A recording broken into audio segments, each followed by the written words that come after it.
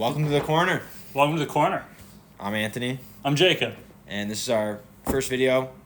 We're gonna discuss about the Nintendo Switch 2. Yeah. Obviously, the Direct was on Wednesday, April 2nd. A lot of stuff has happened after it. It's currently Friday when we are recording this. Yeah, full on just give our opinions, see what we think about the Nintendo Switch 2 and exactly what it means that it's out now. The original Switch was out for what, 7-8 years? It'll be 8 years since 2017. So this. See what upgrades we're getting for that. You know, as we all know, the Switch 2 comes out June 5th, 2025. The pre-orders actually currently just got delayed from the United States. So if you are in the United States, it's very unfortunate. It's very unfortunate. We don't like to get political, but we all know why the reasons are. Right now it's set to $450. $450 before this event, and if you want to get it with the Mario Kart World Bundle, it is $499.99, which actually allows you to save roughly $20 to $30 on Mario Kart World, depending on what version you get. Yeah. From my understanding, the physical copies of the game will be $80, and the digital copy will be $70 before tax. Yeah. Inflation does happen, and politics do happen. Definitely. So, especially it's been 7 years, 8 years now we're looking at since the last Switch did come out. Yes.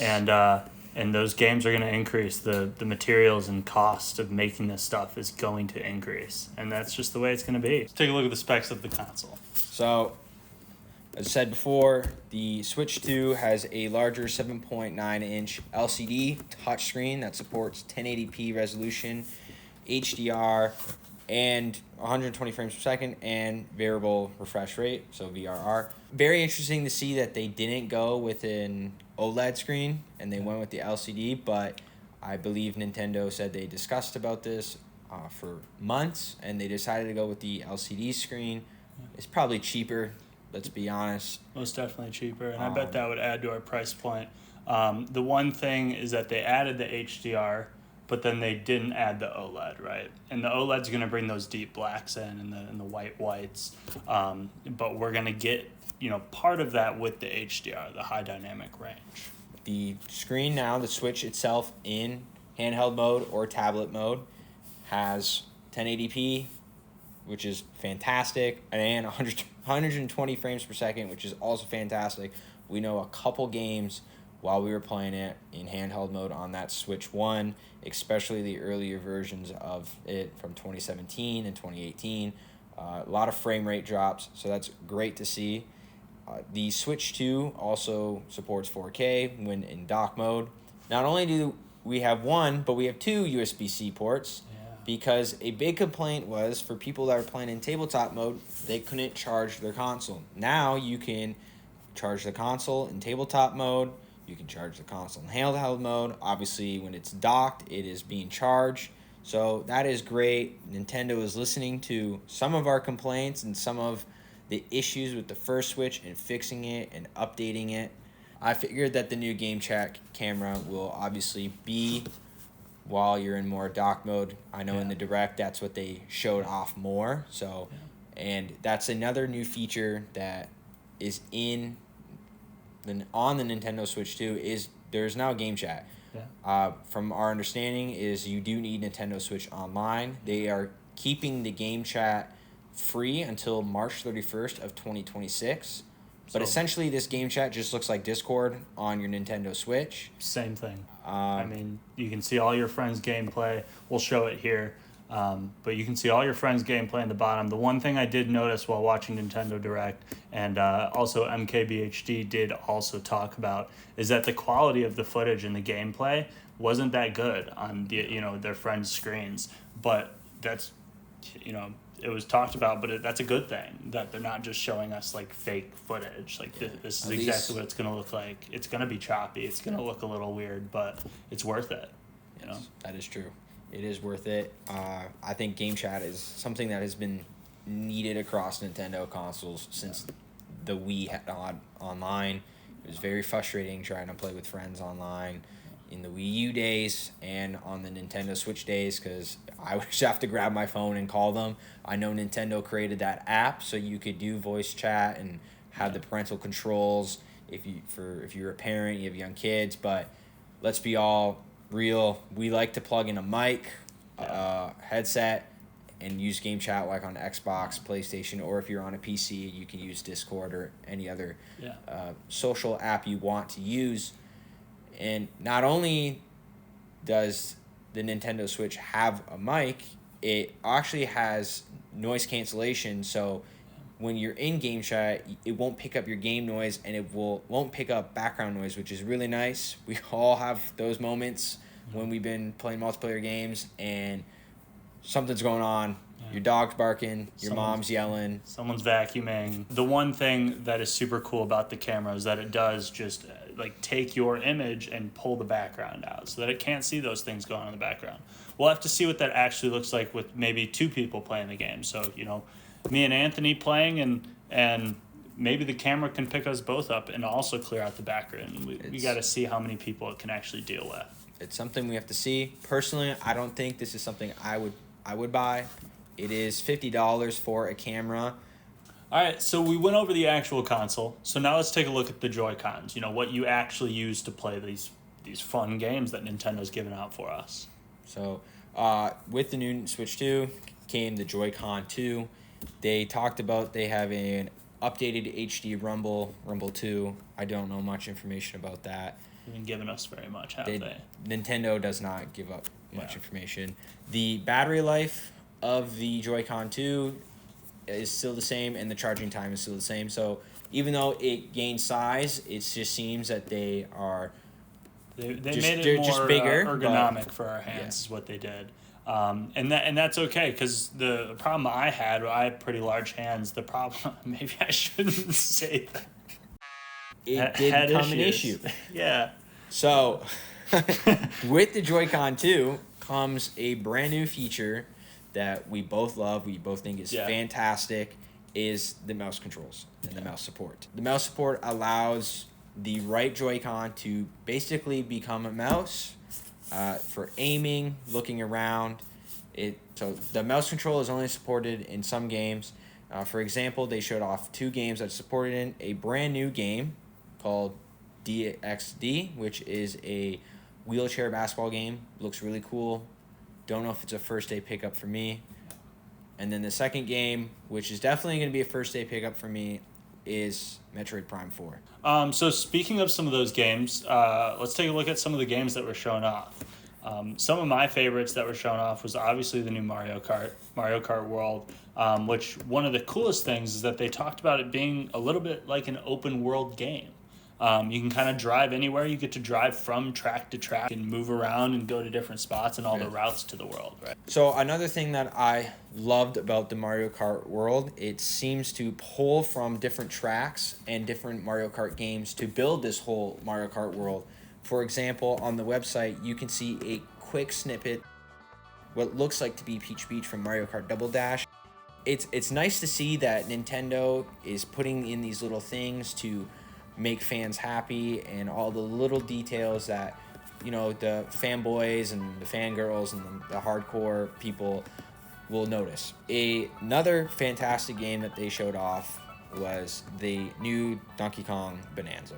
It is from the development team that made Super Mario Odyssey, and you could really see the same care and love from the team, and it kind of is nice as well to just see another Nintendo character get some love that isn't just Mario or the Legend of Zelda series. As much as those are fantastic, Nintendo does just seem to push aside some of their other IPs. Donkey Kong Bonanza is a 3D action adventure game, so it really just is Mario Odyssey 2, but in Donkey Kong form. It looks fantastic. It looks beautiful. The HDR will really pop well in this game. I personally think it looked like the best game from Nintendo graphically at this Switch 2 Direct. The other game that they showed off, I hadn't already mentioned before, is Metroid Prime 4 Beyond. This is actually going to be a Nintendo Switch game, but will be on Nintendo Switch 2 and will support that mouse mode.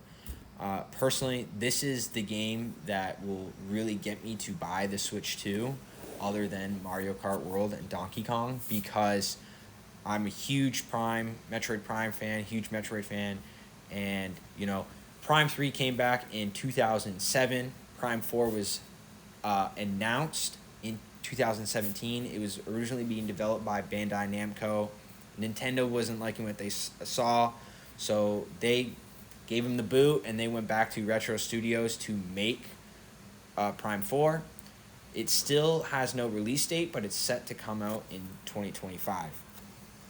With the Prime 4 being on Nintendo Switch 2, there is a upgrade that you can have.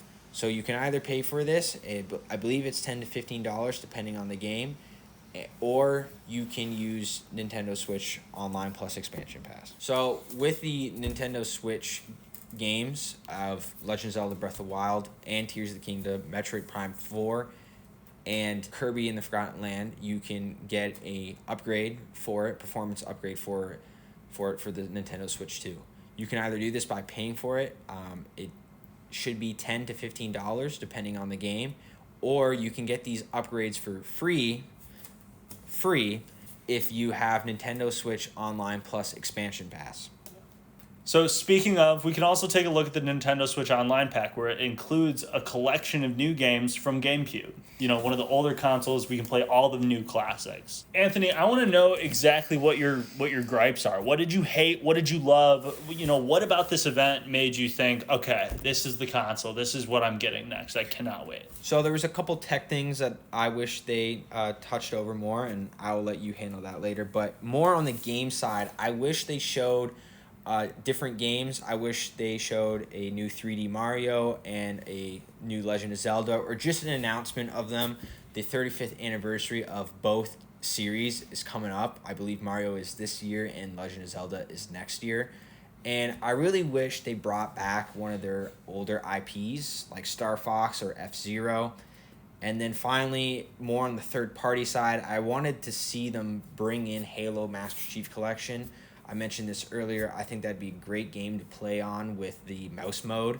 And they did show off tons of third-party games, but none of them were directly from Microsoft or a Microsoft-owned game. And I really thought they were going to have that connection that they've been talking about lately. Jacob, on the tech side of things, what did you wish you saw more? You know, honestly, on the tech side of things, I wish I saw more of everything. You know, Nintendo never really gives us everything. They really like to gatekeep and hold in that information of exactly what's going to be in their systems. And that doesn't make me, a consumer, very happy knowing that, they made the screen bigger. It's not OLED, so does it look any better? Did they do anything? Like, what's different? We did get that HDR, which is really nice, something I enjoy. But again, without OLED, it might not look the best. We might just be looking at HDR on an okay screen. I mean, let's be real. That's what a $200 TV looks like nowadays, but smaller. Let's see what those pixels look like, put out. Right. But even then, with the 4K that they added, that's awesome. I think that it's going to be an amazing tweak and something that was needed. We can see these awesome games that we all grew up playing, like Mario Kart, at such a beautiful scape. Looking at it with HDR, it can be absolutely amazing. And beyond that, there wasn't really much. I really loved all the games they put out. I loved everything else. But is there anything else you want to touch on? Speaking of the tech side, I really wish they touched more on the Joy-Cons, stick drift and the Joy-Con disconnecting was a huge issue. I have had it happen to me. I bought brand new Joy-Cons and they just disconnect sometimes. So I wanted to know if that connection is better. And another thing is more, since the way you attach the Joy-Con to the actual system this time is with magnets, and there's a male and female connection like a charger, I want to know how fragile it is. I haven't seen any videos personally on how fragile it is, and it's my biggest concern that what if it just snaps? Do we have warranties for these? Can we just send it right back? Is it an easy fix where someone can take apart the Switch and reattach something to it? That is something I would really like to know. But once again, Nintendo doesn't show off a lot of those things. These are probably kinks that we're going to figure out, and by year 1 or 2, they're going to make a Switch 2.2 or 2.5, and we're going to have an updated version. Knowing Nintendo, there will probably be an OLED version eventually, so they can sell it for more money. Instead of $450, it'll be $500, just like how the Switch OLED went from $300 to $350, I believe. At the highest point, I believe that was at $400. And with that, we are wrapping up this video. Please let us know in the comments below what you thought of the Nintendo Switch 2 Direct. Don't forget to like, comment, and subscribe, and follow us on all our other handles. The link is in the description below. Oh, okay. You're still here. Hi. This is Jacob from the corner. Why don't you check out one of these YouTube videos that YouTube recommends for you? Thanks. See ya.